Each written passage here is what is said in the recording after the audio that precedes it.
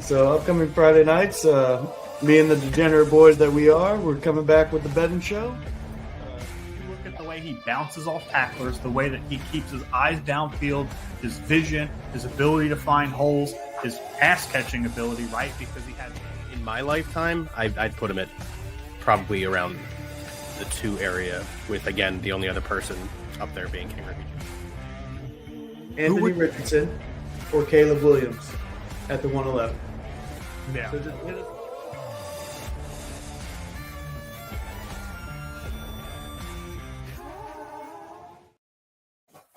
What is up, everybody? Welcome to BS in Sports, part of the BS Network. Today, I'm your host, Jacob James Krogan. And with me, as always, is, of course, Ryan J. Swift himself. And we have a special podcast for y'all today. As Ryan's playing with a lighter like the arsenic he is. A special fire episode. Oh, I got you. Yeah, there you go. But what we each did is we took our sleeper prospects that we think have potential to give us fantasy football relevancy in the next few years that aren't going to be drafted in the first or second round. But Ryan, how you been, man? How was your weekend? Good, man. I needed this weekend. Over this weekend, I came to the conclusion that I am taking a 4-day weekend. Next weekend, I was already taking Monday off. I'll probably just add Friday to that. I got you. Yeah, no, time off, very, very important. And I know you've been working hard. Yeah, I also haven't taken a day off since October. Yeah, that's wild, dude. Like a PTO day. Like I've had days off, of course, but yeah. Well, yeah. But so you want to get into the news that just dropped prior to us starting this? Yeah, sure. I mean, DK Metcalf traded to the Seahawks for a 2025, or traded to the Steelers from the Seahawks for a 2025 second, and then immediately signs a 5-year, $150 million deal. I didn't see how much was guaranteed, but that checks, a lot of boxes. I know DK Metcalf said he didn't want to go somewhere where it was cold, but I mean, too bad, I guess. What a stupid thing, in my opinion, to not want. I get not wanting to go play somewhere cold, but if you're getting paid millions, who cares where you play? But that's just me. I'll never know what it's like to make millions. But hey, man, you never know. One day maybe the gambling will hit, but we'll see. So my question to you is, what do you do with DK Metcalf in Dynasty at this point?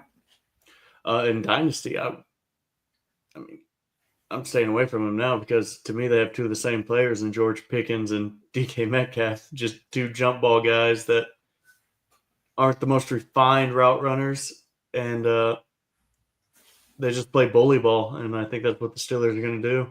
I think Metcalf's more explosive. I think he's got better speed. He could. Well, yeah, I can see that. I think Buda Baker would agree too. Ain't that the truth? One of the greatest ever plays of all time in the NFL. But yeah, I mean, this DK Metcalf is now not somebody that I'm looking to go out and acquire, especially right now. If the Steelers' quarterback situation wasn't as fluid as it appears to be right now, that may change. But I mean, we don't know if they're drafting a quarterback. Are they signing one in free agency? Who are they signing in free agency? A lot of things up in the air. So a lot of question marks. Yeah, it's a big old void for me. Would you feel comfortable if Russell Wilson, who already has Metcalf experience here, would you be comfortable with him being the quarterback for the Steelers again next year? Yeah, for fantasy production, I feel like he'd be solid for Metcalf, not fantastic. In fantasy football, we just did our top 24 rankings, not that long ago, and I barely have DK Metcalf in my top 24. He's regressed season finishes have regressed each of the last 5 years that he's been in the NFL, I think. So I didn't view him as this really coveted guy anyway, but he's a solid piece from a contender. I'm hoping he's my wide receiver 3. I got you. But yeah, and then we have Devontae Adams going to the Rams. The Rams put Cooper Kupp on the trade block to go ahead and sign Black Cooper Kupp. Can we say that? Is that legal? I mean, is Devontae Adams white? I mean, I didn't say anything derogatory about him. They're the same style of football player. They're the same style of receiver. Fair enough. I would have just said the only difference is Devontae Adams is actually going to play 17 games more than twice in his career. But yeah, I think Devontae Adams is a better receiver all around than Cooper Kupp, but I get what you're saying. And I think that's largely skewed because Cooper Kupp can't stay healthy. Yeah, I could see your argument there, 100%. And then the last bit of so yes, to your point, that does encompassing whole body of work make Devontae Adams better because the best of ability is availability. That's right. But we worked on that, ladies and gentlemen. So is Aaron Rodgers going to follow Devontae Adams? Didn't they just re-sign Matthew Stafford though? Yeah. Go be a backup to Matthew Stafford. Yeah, seriously. I'm curious as to where Rodgers goes now. It'll be interesting, that's for sure. Not a lot of. What if he goes to Pittsburgh? Doesn't matter. I'm out on Aaron Rodgers regardless. He is ancient. He needs to just be done. And I care. He's not fantasy relevant to me whatsoever. But then Josh Allen just got an extension to be the highest paid player of all time. So good for him. Fantasy value still number one quarterback in my eyes. So yeah, unaffected. News here remains. Nothing changes there. Yeah, no changes. But with that, that's all the news we have there. So you want to jump into this? Yeah, absolutely. So good. I get to lead off. I tried to get a little creative this week, so bear with us, guys. And so if you're just listening to the podcast and you are not watching, we are bringing up a screen with the player we are talking about and their stats for the last year. So up first, Ryan has chose Dylan Sampson of Tennessee, running back. Yeah. So Ryan, why'd you pick him? So Dylan Sampson, 5'8", 200 pounds. The combine had a 35-inch vertical and a 4'10" broad jump. Last season at Tennessee, 258 carries, just under 1,500 yards, and 22 rushing touchdowns, added 20 receptions, and 143 yards. So in his career, 422 rushes for almost 2,500 yards and 35 touchdowns. So a lot of his production coming from this past season. What I liked about Dylan Sampson is he excels between the tackles. He has great vision. And fantastic one-cut ability. So, between the tackles, he can make guys miss. He can find holes as they open up. And, he has a little bit of size to him, but, 200 pounds is a tad bit concerning. So, we'll see how well that holds up in the NFL. But the last, positive piece that I have about him is the fact that he was only a one-year starter at Tennessee. So he doesn't come to the NFL with, 800-900 carries under his belt already, an Ashton Genty or back in the day, Ezekiel Elliott would have. So he's going to stay relatively fresh. What I didn't like was, the size, 200 pounds, 5'8", workload's going to be a question, particularly for a guy who's not terribly involved in the receiving game, right? 20 catches, 143 yards is nothing impressive, especially in a Tennessee offense that, Nico will develop. That offense will get better, but all in all, kind of mid. Ball security. He's going to have to hold on to the football. I think he had 6 or 7 fumbles last year in college, and that is just not a good number. So he's going to need to improve on ball security as he goes through, the NFL. But this is a guy who I think can sneak into round 3 draft capital and, potentially, depending on where he goes, what the draft capital looks like, be a 1A or a 50-50 guy in a system. Mm-hmm. Yeah, so preferencing this, guys, when we pick our sleepers, we are picking guys that aren't going to get drafted in the first or second round, that are day 3 picks more than likely, can probably sneak into day 2 because day 2 is second and third rounders. So we're kind of looking for third round plus, right? For those of you listening, that not first or second round thing was news to me. So I just thought we were picking guys we liked. Fair enough. And I only say that because I do have two guys on this list that might sneak into the second round. I could see it, but that's kind of like when I was looking at third round back kind of deal. But yeah, I guess I didn't convey that. I think Dylan Sampson could kind of end up like Brian Robinson, who snuck into the third round and brought, brings solid play. He's nothing like fantastic, though. He's not going to overwhelm you on the fantasy side of things. And that's kind of my fantasy relevance prediction, is like a 3 to 4 year window of like RB2 play, similar to a Brian Robinson. So I probably should have used him as the comp, but instead I used Najee Harris. Same, right? Najee Harris kind of better off as like an RB3 on a contending dynasty team, which is how I view Dylan Sampson's like, best case fantasy relevance scenario. Yeah, I see more of a Brian Robinson, not as big as Najee. Najee is huge. He's like 6'1", 230. So hold on. You missed. You just mean fantasy football, like points-wise. Fantasy player comp is how I should have worded that. That's my mistake. So it is not a style. When I bring out the names, it's not a stylistic comp. It has nothing to do with how the players play on the field. It's where is this player valued? Like, how is this player valued in Dynasty? And, can I compare them to somebody who is going to be valued right around that same thing? So this is strictly a player value comparison. Okay, I can get behind that. Yeah, and I think Brian Robinson's kind of in the same ish tier as Najee, but the lack of receiving upside for Dylan Sampson concerns me as far as his, upside in fantasy relevance. Yeah, well, we can always we'll check his catching ability and all that. But I mean, most teams are going to a running back by committee anyways. Not really going to get a bell cow anymore. But also, with that being said, the games I did get to watch Sampson this year, he runs the ball hard. He has great contact balance. He does a lot of things well. So I don't hate it. I do like this pick. And the running back draft this year is going to be insane.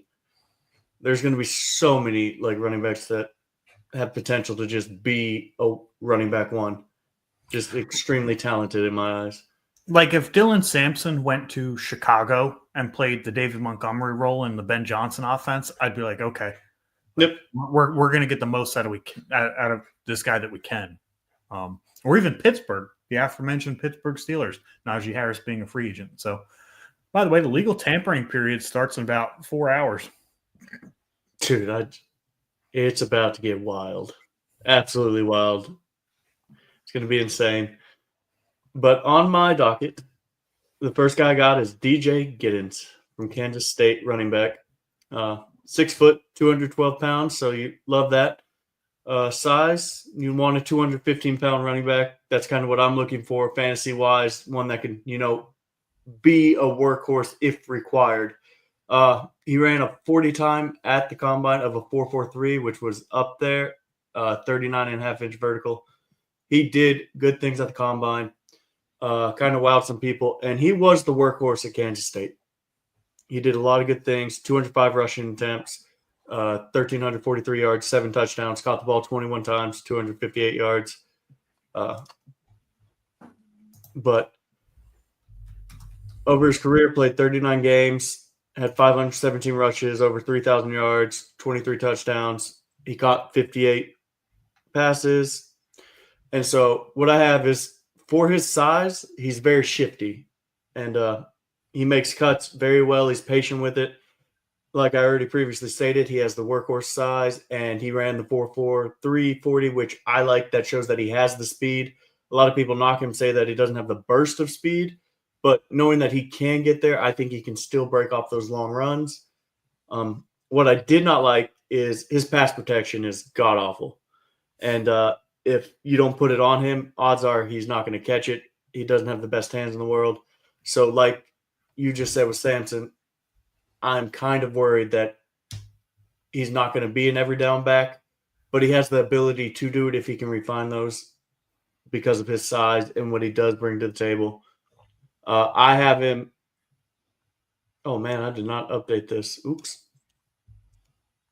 But I could definitely see him being a running back too, just like you said, like David Montgomery role. I could definitely see that.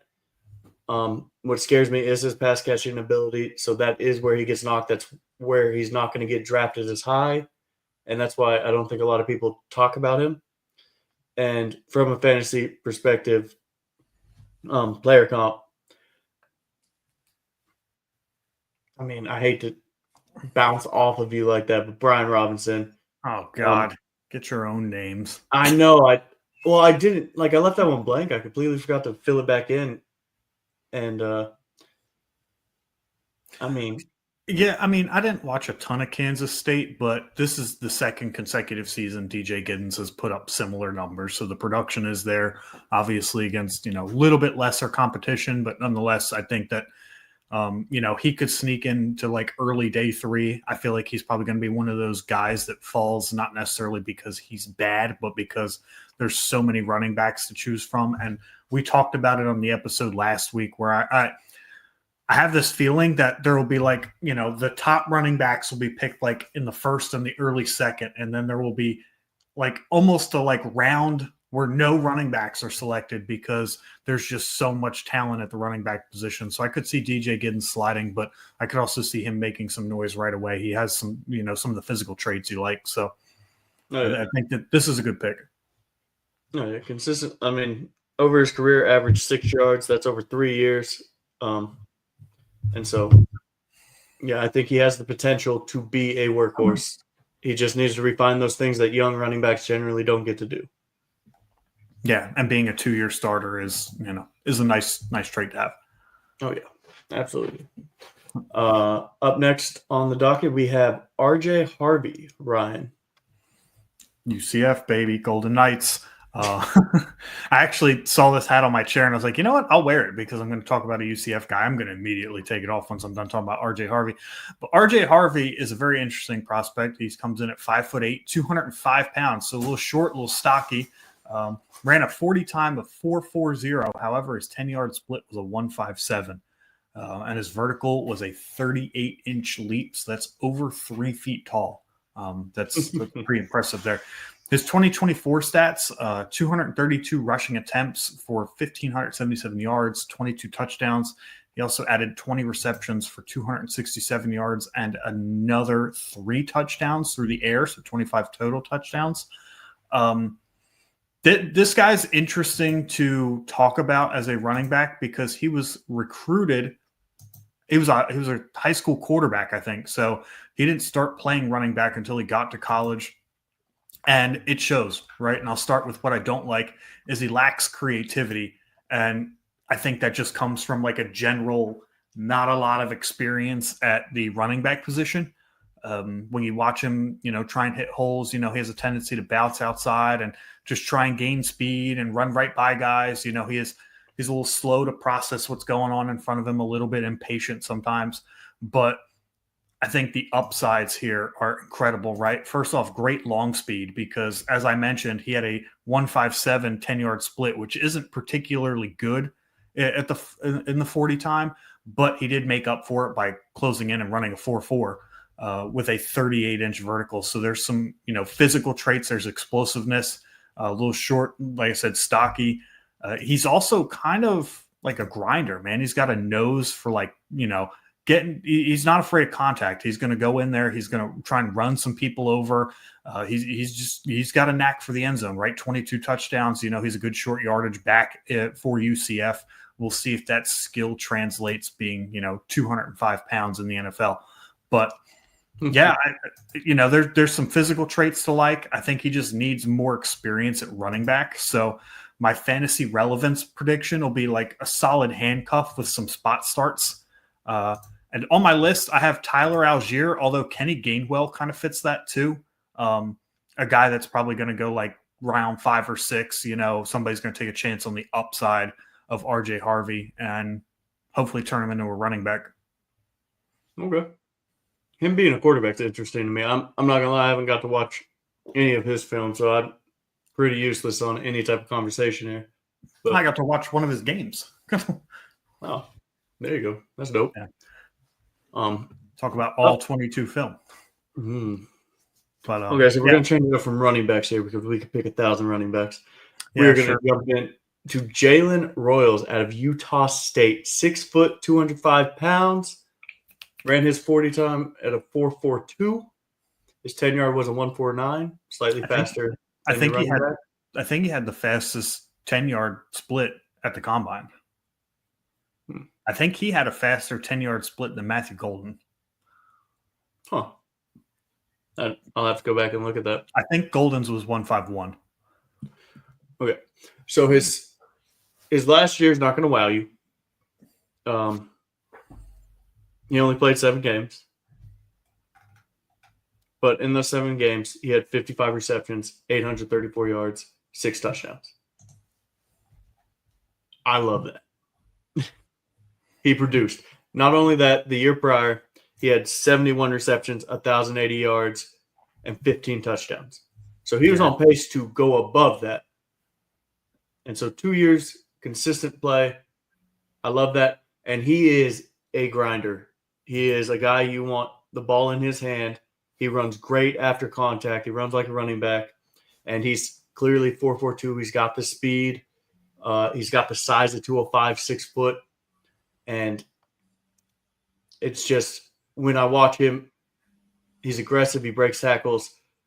And what I don't like is he doesn't have the elite athleticism traits. Like, he does everything good. He doesn't really do anything great except contested catches. He needs to improve his route tree. He can be a little, robotic with it. And the thing that is going to knock him is he lacks the competitiveness of being in the Mountain West Conference, being at Utah State. So that's going to give him a knock. But his fantasy relevance prediction, I have him as a high-end wide receiver 2 with potential to be a wide receiver 1, depending on the system he goes to. Damn, you're high. I love this guy, dude. I absolutely love what he brings to the table. I love how he runs, his work ethic, just what he brings to the table. I think he has the potential to do that. And his confidence. Oh man. Jarvis Landry. I think that's a very bold take, and I'm glad. Like, I like Jalen Royals too, but I like Jalen Royals more so as like a day 3 pick sleeper, some guy who can potentially make his way, into a flex play type of situation. But yeah, I don't see wide receiver 1 upside. And the reason I don't see it particularly is because of what you said. He needs to develop as a route runner. A little choppy going in and out, a little slow going in and out of his breaks. And I think that's probably going to be the main difference between what he did in the Mountain West and what he's going to see at the NFL game. Now, I mean, 4.42 40 and that 10-yard split right there, especially that 10-yard split, right? That shows insane explosiveness, especially to outrun Matthew Golden in the first 10 yards. That's almost elite athleticism from that number. But I just think he needs to refine himself a little bit more as a wide receiver. Although dark horse, I do like Jalen Royals, but I guess not as much as you do. I do like him. I think he is one of probably top 4 wide receivers out of this draft class. Okay, so off the top of your head, who would you take? Like, who are the names you would have ahead of him? Tet, Burden, and after that, you can make a case for anybody. In my eyes. Interesting. You don't seem to be following the Matthew Golden hype train. No. Okay. I don't trust the production. Yeah, he's gained a lot of first-round steam from several people in the business over the last couple months. I mean, there's no production really, and he's a speed guy. Okay, cool. How many of those receivers have worked out in the NFL? Well, from Texas, 1 out of 1 so far. Didn't oh man, can't even remember his name. Is that forgettable? AD Mitchell. I think Didn't he run a really fast 40? Didn't he run a faster 40? Then Xavier Worthy? No, then Because that's who I was referring to. I know who you were referring to, but I'm Okay. just saying, didn't AD Mitchell run a faster 40 than I have completely forgotten about Adonai Mitchell. I completely forgot about Adonai Mitchell as soon as we talked about him on our prospect review, because, like, you know, what I saw translated exactly to what happened in the NFL, which was like lack of production because of a large part because Anthony Richardson stinks, but also lack of effort on the field. Yeah, I think that was our best player profile last year. Physical traits were there. That one to a T. Physical traits were there. Brain was not, and effort was not. Effort is not there for sure. But I mean, but yeah, Jalen Rose is a wide receiver 1. I'll have to come back to this in a few years if that manifests itself. Potential. I said I think he can be a high-end wide receiver too. Yeah, well, I mean, I'm not going to come back here and say, haha, you were wrong. But like at the end of it, if this hits and you're right, then you were probably higher on Jalen Rose than anybody in the business, and you should come back and take your victory lap. I'll think about it. But on to the next receiver that we have here, and I do like this one as well. I was going to do him, but you got first dibs. And that is my wide receiver 4. Jaden Higgins, and I don't hate this one bit. Wide receiver out of Ohio State, 6'4", 214 pounds, and at 214 pounds, he ran a 4.47 and had a 39-inch vertical leap at the combine. Just insane athleticism. Last year, 87 receptions, 1,183 yards, and 9 touchdowns. There is a lot to like about Jaden Higgins. Needs to develop a little bit more as a receiver. He's a little slow in and out of his breaks as well. So straight line speed is good. Just needs to, work on separating at, the top of his routes, his in routes, his out routes, his posts. He also has a limited route tree. It seemed like he only excelled in certain routes, and then other routes he were even worse on the film. So he's going to have to develop more of a route tree, although we said the same thing about Brian Thomas Jr., and look how that turned out. And then the last thing, just kind of ties in, the slow in and out of breaks, limited route tree. He finds himself in a ton of contested catch situations, which granted favors him and his skill set. He is very good at them. And that's the first thing that I have written down on the positives is he is a fantastic at the catch point. He is great at using his 6'4", 214 pound frame. And even when you're watching him, like outside of his breaks, everything he does looks smooth, looks silky smooth, looks explosive off the line. Just needs to, again, work on that route running and his ball tracking skills on deep balls, fades. I think Jaden Higgins is a second round wide receiver in the NFL draft. Truthfully, I do think he's the 4th wide receiver off the board behind Tet, Golden, and Burden, although I'm not nearly as high on Burden as you are. I think that gap between him and Jaden Higgins is awfully close. I could see an NFL team taking Higgins over Burden.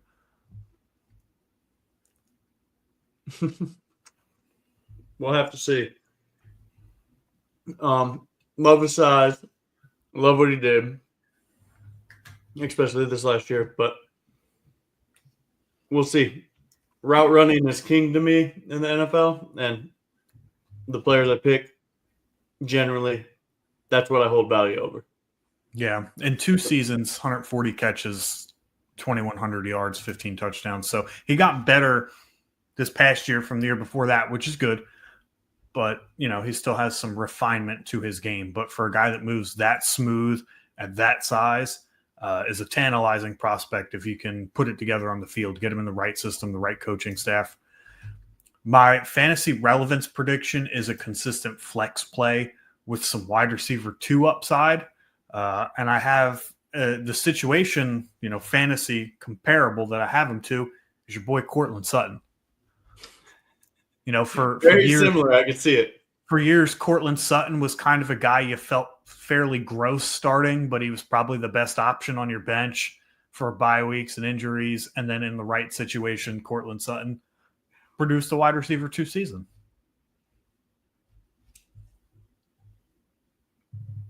That's my boy, Blue. But hey, man, I mean, Cortland Sutton, let's sit here and look at it because I looked at it the other day and I totally forget what it is. And I could see this kind of career arc. So first year, wide receiver 48, then wide receiver 19. Then he basically got hurt. Then 44, 44, 43, and 35, and then 15. I could see that for Jaden Higgins. Let's just preference that with for those 2 last years besides we're not doing this Cortland Sutton fandom thing. He was middling for fantasy at best for a long time. You did not just fucking mute me. I no offense, man. Like whatever excuses you want, those were not, fantasy seasons that we should be drooling about. No. I'm just saying he was on the 2 worst offenses in the NFL those 2 years. No way. They didn't finish 32nd in total offense. Oh, dude, they were pretty fucking close. I'll be surprised. I don't think they will. I would be surprised if Russell Wilson, Denver Broncos finished even in the bottom 7. Oh, they did. Go ahead. Go take a look. Yeah, I'm curious. Well, especially the second year of Russell Wilson, I'd be really shocked because the first year was pretty bad. Okay, so here's what we're going to do while he's looking that up. We're going to jump into my guy, Jack Besh, out of TCU. He did have 2 years prior to TCU at LSU. What, Ryan? What are you shaking your head at? The notification I just got. What notification? Oh. Don't worry about it. Oh, okay. Jeez. But this guy sadly, tragically lost his brother in the New Orleans killings. So for him to come out and do the combine and everything, good on him. But I did get to watch him play at LSU, and I thought he was going to be the next great receiver at LSU. Jamar Chase did not play in 2021. He sat out. And this guy, as a freshman, took over. He led the team in receptions at 43 receptions, 489 yards, 3 touchdowns. LSU's offense was not great that year, but he performed really well. Then he took a back seat in 2022, didn't get to play, transferred to Texas Christian, where he played 8 games. He had 12 receptions, 146 yards, so not looking good. But then he comes on this year, second year in the system at TCU, 62 catches, 1,034 yards, and 9 touchdowns. And this guy just has the knack for getting open. He's smooth with it, has great hands. These are things I like about him. He has good size at 6'1", 214 pounds. His 3-cone, you have it 6'8", his shuttle 4.21. He didn't run the 40, but I like what I see. He sits in zones. He's smooth with his routes. He's not going to blow you away with speed. That is his knock.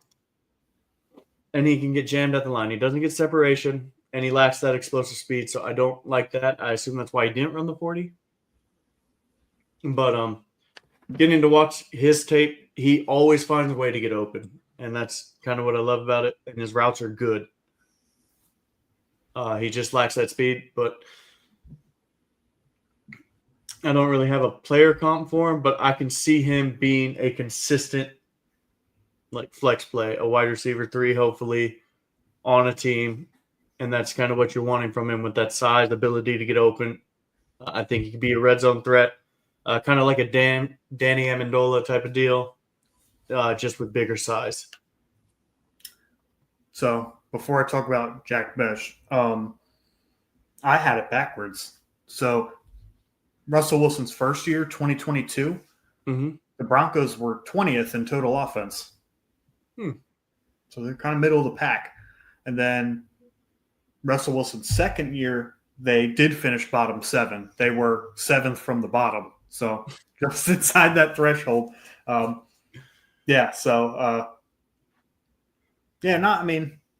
Scoring touchdowns obviously means a lot more in fantasy, but, getting yards helps too. So I didn't think their offense was like that bad. I actually, like I said, thought they were better the second year, but I guess not. Mm-hmm. But Jack Besh, a lot of red flags here for me. First things first is the late breakout, right? This is probably the only season this past year where he actually really did anything of note.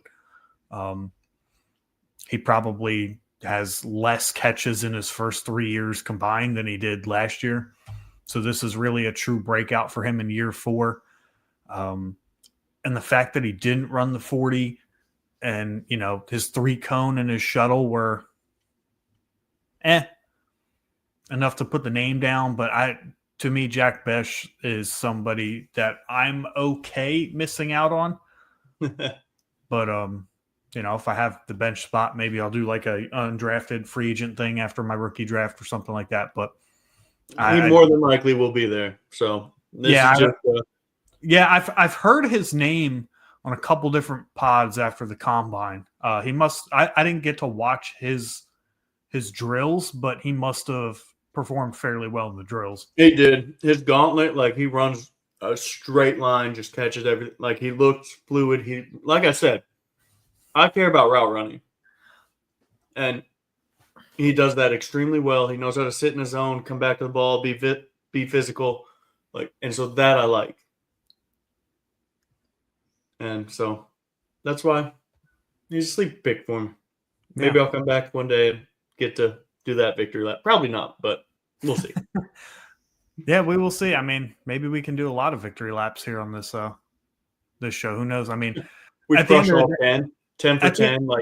At the end of the day, right, and guys like Ashton Genty and Omarion Hampton don't do anything in their careers, and, Ted McMillan's a bust, and that'd be crazy. Right.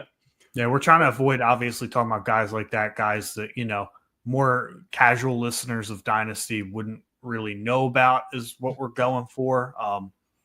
At the same time, it's tough, I think, particularly in the wide receivers because, it's rookie fever, it's young guy fever, and everybody, gets their hopes up. But at the end of the day, there's only 24 wide receiver 1s and 2s, like total. And half the number 1 spots are taken up by A.J. Brown, Justin Jefferson, Jamar Chase, CeeDee Lamb, Amon-Ra St. Brown. There's 5 guys right there, and I didn't even really have to think about anything.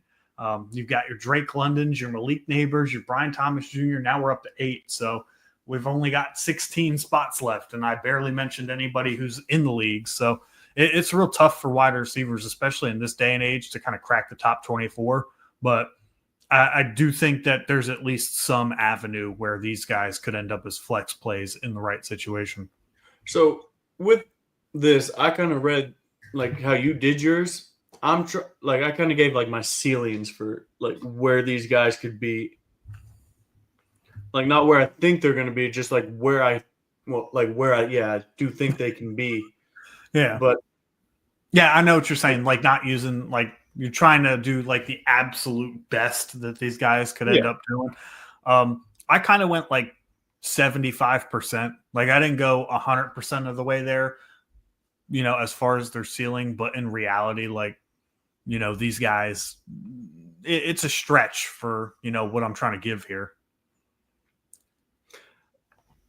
Yeah. And so up next, I'm going to butcher this, but I just wanted to be on camera when I do it. I'm going to go with Alec Ayomanor. You got the last name right. Really? Alec Ayomanor. So close. I'm surprised you don't know his name. He cooked up Travis Hunter, dude. I've heard his name. I've heard it, like people talked about it. Travis Hunter, who I think is, one of the top 3 cornerbacks in the draft. Man, playing both sides, he might have got a little tired. Who knows? Yeah. So Alec Manor, wide receiver out of Stanford. He's 6'2", 206 pounds. His 40 time was a 4.44 with a vertical of 38.5 inches. 63 receptions, 831 yards, 6 touchdowns in 2024, which is weird because he basically just doubled his career stats. He had 62 receptions and 6 touchdowns the year before that. He did have over 1,000 yards, though, so he did take a step backward in the yard department. However, if you can name me Stanford's quarterback from last year within the next 10 seconds, that would say a lot. I was literally going to say, who the hell is Stanford's quarterback? Let's be honest. In my mind, it's still Andrew Luck and Kevin Hogan, but I was about to say that's the last relevant quarterback I could think of. So yeah. But yeah, so what I like about Alec Manor is he excels going in into his breaks and selling route fakes. You'd see several times he'd give a little head jab and go the other way, or he hits like a hezzy step or, a jab step and goes into his break. He can really sell fakes on his routes. And to Jake's point, route runners tend to survive in the NFL longer than they probably should, which if you're in the NFL, that's a great first step to being fantasy relevant. So, and I think there's a great great blend of size and speed, right? 206 pounds, 4'4", 440. I don't remember what the 10-yard split was off the top of my head, and a 38.5-inch vertical is nothing to shy about either. What I don't like, though, is that on the deep balls, his ball tracking seems to be an issue. For a guy that fast, you think that an NFL team would like to utilize that skill set. However, he did display times where he looked a little, lost as far as tracking the ball downfield. That could have a lot to do with the fact that the quarterback play at Stanford was painful to watch. And then the last knock on him I have is drops. That the hands just need to be better. You've got to hold on to the football. I think he had 5 or 6 drops. The number of fumbles that Dylan Sampson had and the number of drops that Alec Manor had, I keep flip-flopping the number, but I think he was around 5 or 6 drops, which is a problem. You just got to hold on to the football better. Oh, yeah. My fantasy relevance prediction is depth piece, and I have right behind it, right place, right time will be a flex player. And my comps are, for those of you that are just tuning in or whatever the case may be, maybe you missed it earlier. When we talk about player comps, we're talking about path to fantasy relevance or fantasy output comparison, not play style, not skill set, anything like that. I have Christian Kirk and Khalil Shakir, guys who were depth pieces for a while until they got their chance. And now, you can at least play them as flex plays or, in Christian Kirk's case, you could have played him as a wide receiver 3 for a couple of years there. That's kind of where I have Manor at. Speaking of Christian Kirk, since we last talked, he got traded to the Houston Texans, and we didn't get to talk about that. So, Ryan, how do you feel about that for fantasy relevance? Dude, that's huge. I like that move a lot for Christian Kirk. The Texans obviously going to be looking to get some help for Tank Dell, who I don't think is going to play at all in 2025, or at least miss most of it. But they need a slot presence, with Nico Collins there. They need somebody to at least draw attention away from Nico Collins. And Christian Kirk has been a very productive player on the field in his career. And I think that this is a fantastic move for him. And for a 7th-round pick, they basically got him for free. This is a guy who the Jaguars openly admitted they were going to cut, and he would have been a free agent, and they wouldn't have had to expend draft capital. But instead they said, hey, we want to make sure we get this guy, so here's some draft capital. We'll take him.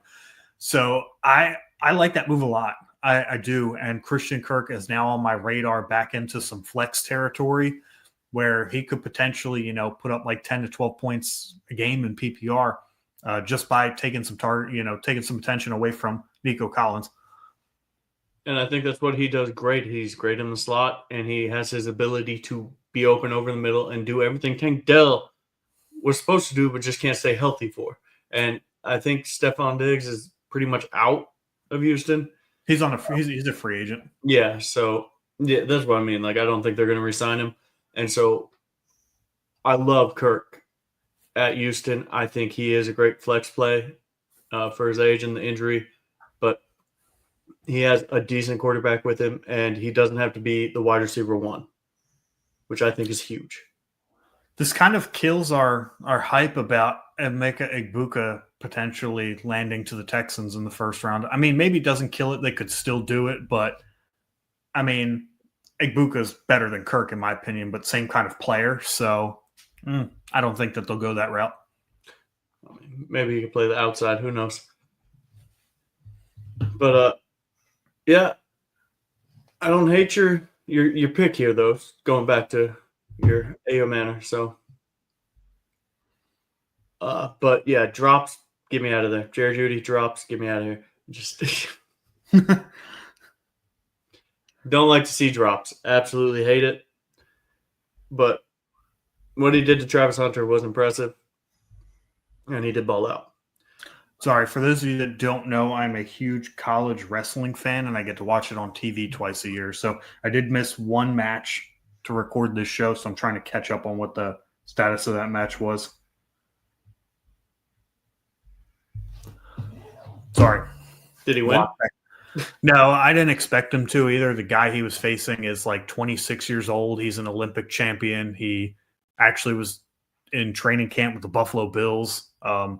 He stepped away from college wrestling for some time. I know he had like a situation up there, but he unretired from wrestling. He's finishing out his eligibility. So I'm just going to go fold this 21-year-old real quick. Oh, no, the dude I think he's facing is 22. I think he was just, 285-pound weight class. You know, it's grown man versus grown man, basically. Yeah, that's huge. Big boys. But up next on the docket here, we have my guy, and oh my God, I love this guy too. And this is the problem, is my love for these guys. Xavier Restrepo. Huh? What? What? What? What'd you say? I didn't say anything, dude. Huh. Crazy. No. Yeah. But yeah, I think you're going crazy, dude. This guy is everything to me that Josh Downs was when he was coming out of UNC. He has the production, the multiple-year production. He has the size, the slot ability, and he is the security blanket for a top first-round quarterback. Cam Ward this year. It was Drake May for Josh Downs. This guy on film, in and out, had 11 touchdowns this year. Was the guy in that offense, receiver-wise. And to me, if you're watching on the screen, you can read it, but he's 5'10", 209 pounds. Didn't run. But what you see route running-wise, his quickness on tape is everything you want. He gets open, and that is what you want from your slot receiver. He had 69 receptions this year for 1,127 yards, and like I said, the 11 touchdowns. But over his career, he played in 51 games, 200 receptions, 2,844 yards, 21 touchdowns. I love that he was consistent. He was a target hog. He finds the soft spots in the zone, and he is great off the release off of press man. The only knocks he has is he is a smaller size, and he can only play in the slot, so you can't move him around. I see him being a flex play, and if he has a good quarterback like we saw with Josh Downs, with Joe Flacco, you have that wide receiver 2 potential. And the players I compare him to, player comp-wise, is Tank Dell and Josh Downs, like I said earlier.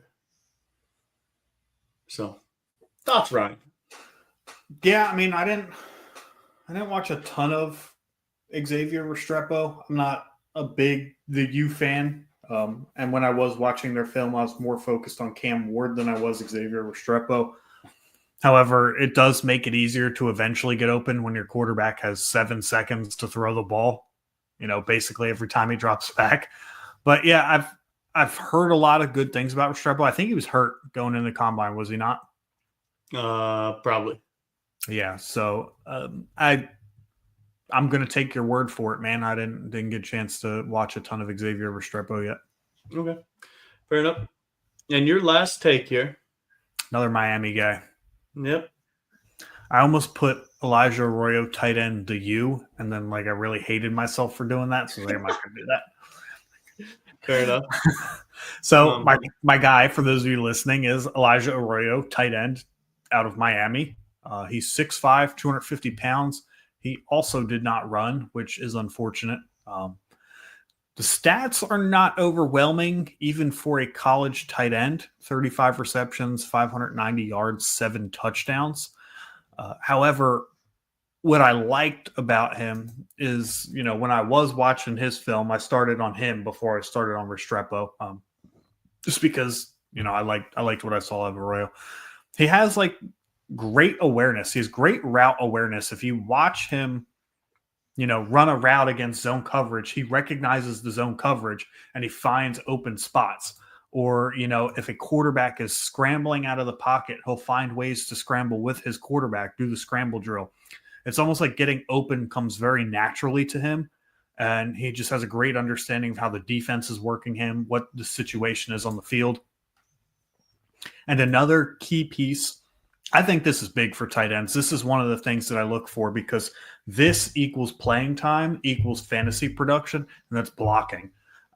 Miami is a team that does stress, inline blocking, and he played for a coach that stresses blocking at the tight end position. He's not the best at it, but he did improve over his years at Miami. So I think that that's something to look out for, because blocking tight ends, when you start getting 75, 80% of the snaps, that's how you acquire those little dump offs. That's, especially when you have a knack for finding open holes in zones like Elijah Arroyo does. The downside is he has a long injury history, that caused this late breakout. I think that he has 56 career receptions. So, and this was his 5th year. He had redshirted, and this was his 5th year senior. So he's 23 years old, and his best season was 35 catches, 590 yards, 7 touchdowns. Oof. Yeah. So the injury history causing the late breakout, the same knock I had on Jack Betch, I have on Elijah Arroyo, is late breakout, no sustained production history, a little bit cause for concern. And going in and out of routes, not really going in and out of routes, but he lacks a certain explosion. Once he gets the football, it takes him a little bit to get going.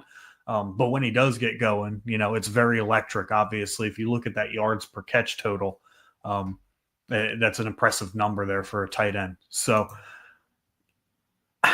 my fantasy relevance prediction for him, and tight end, like I said, relies on the blocking scheme. How much playing time can you get?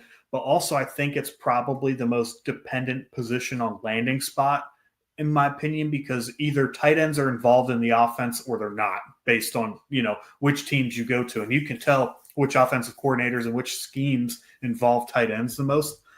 But I have him at, may need a year or two to develop into a low tight end 1. So I feel like a low tight end 1 is probably his ceiling. The injury history is a little bit concerning. And from a fantasy player comparison standpoint, I have Dallas Goedert, who has pretty much habitually been a low tight end 1. A large part of the reason is injuries. He can't stay on the field, but identical. Yeah. So I like Elijah Arroyo. I think he's athletic. I think he brings a nice skill set. Just going to be a matter of whether he can stay on the field and get into a landing spot that makes a lot of sense for him. He's my tight end 3. Well, that's a perfect segue into my tight end 3 here, which is Mason Taylor out of LSU. Yes, I'm an LSU fan, ladies and gentlemen. No, this does not do anything else. NFL.com has him as their tight end 3 as well. But listen, this guy's going to be better than Loveland. He's going to be fantasy relevant more than Loveland. And I'm calling it now. That is my shot. Fuck you, Loveland. Bro, why do you hate Colston Loveland? Dude, I just hate him. There's no legitimate reason except for the fact that in my head, I don't want him. I hope to God the Broncos draft him, dude. So you have to sit there and watch that. And they draft him in the 1st round. So he's a 5th-year option, and he's just stuck in Denver. Look, if he balls out, I'm going to love him. I just don't think he's going to ball out. Balled out in Michigan. I don't care. Michigan's a bunch of cheaters. Sign-stealing cheaters. The Houston Astros of college football. Right? But Mason Taylor here, 6'5", 251 pounds. Same size as your boy that you just put up there. The only negative is his blocking needs to get refined. That is my knock on him. And that his production wasn't elite. That is another thing that I have. It was consistent. He was consistently in the 40 catch to 50 catch range. Last year he had 55 catches for 546 yards and 2 touchdowns. And everybody remembers him with Jaden Daniels in Bama as a true freshman, where he got the game-winning touchdown play call, and everybody thought he was going to be the next great thing. He is. He was just in an offense that they did not use the tight end. They threw outside the numbers, and they ran. That is what they did.